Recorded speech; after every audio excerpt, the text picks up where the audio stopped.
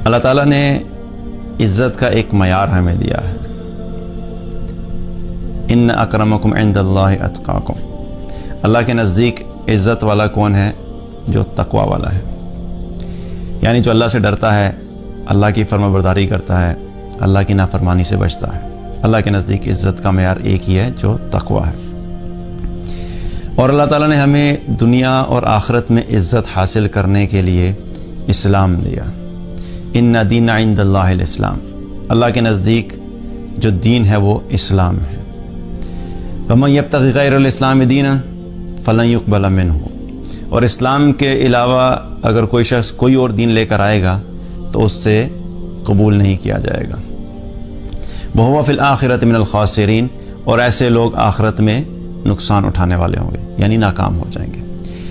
تو عزت تقوی میں ہے، دنیا اور آخرت کی کامیابی اللہ تعالیٰ نے اسلام میں رکھی ہے۔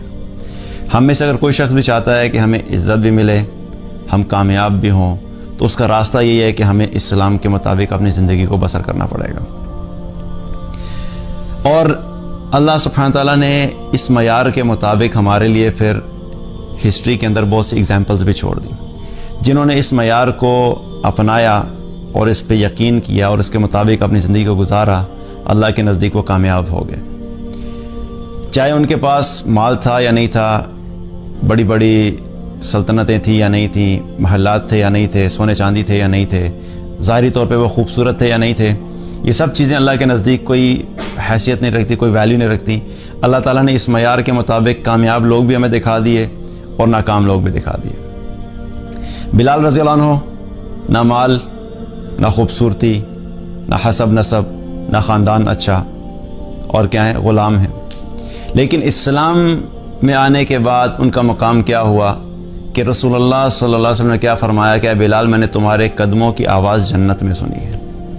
ایک غلام حبشی کالے رنگ کے، لیکن قدموں کی آواز جنت میں سنی جا رہی ہے۔ دوسری طرف عبداللہ بن ابی، جو رئیس المنافقین تھا، منافقین کا سردار تھا، اس کے پاس مال بھی تھا، شہرت بھی تھی، خوبصورت بھی تھا، دنیا میں اس کے پاس سرداری بھی تھی، لیکن اللہ کی نافرمانی کی، اسلام کو چھوڑ دیا، اسلام کے خلاف ہو گیا، تو کیا ہوا کہ منافقین کی لسٹ میں شامل ہوا۔ اور منافقین کا ٹھکانہ اللہ تعالیٰ نے کیا فرمایا؟ ان المنافقین فی الدرک الاسفل من النار، کہ منافقین جہنم کے سب سے نچلے درجے میں ہوں گے، اور یہ سب سے نچلے درجے میں ہوں گے۔ تو یہ معیار اللہ تعالیٰ نے ہمیں بہت واضح طور پہ بتا دیا۔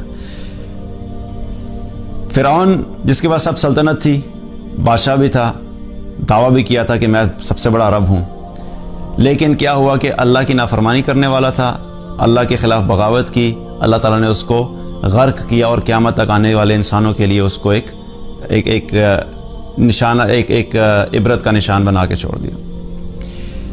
اور دوسری طرف موسیٰ علیہ السلام، اللہ سبحانہ تعالیٰ نے ان کو اور ان کے فالوورز کو کامیاب کیا۔ تو یہ معیار اللہ تعالیٰ نے جو دیا، یہ معیار آخرت تک یہی معیار چلے گا، اس میں کوئی تبدیلی نہیں ہو سکتی۔ قادسیہ کی جنگ میں سعد بن ابی وقاص رضی اللہ عنہ نے ربیعہ بن عامر کو رستم کی طرف اپنا ایمبیسڈر بنا کے بھیجا۔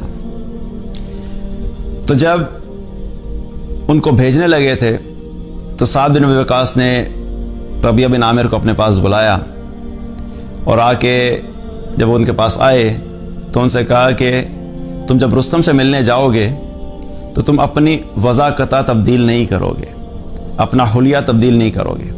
ربیعہ بن عامر جو تھے وہ فقراء صحابہ میں سے تھے، کپڑے بھی کوئی بہت اچھے نہیں تھے پہننے کے لیے، گھوڑا بھی ان کے پاس بالکل لاغر سا تھا۔ تو سعد بن ابی وقاص نے کہا کہ تم جب اس سے ملنے جاؤ گے تو اپنے اسی حلیے میں جاؤ گے، یعنی جو لباس ہوگا اسی میں جاؤ گے، جو گھوڑا تمہارے پاس ہے اسی حلیے میں جاؤ گے۔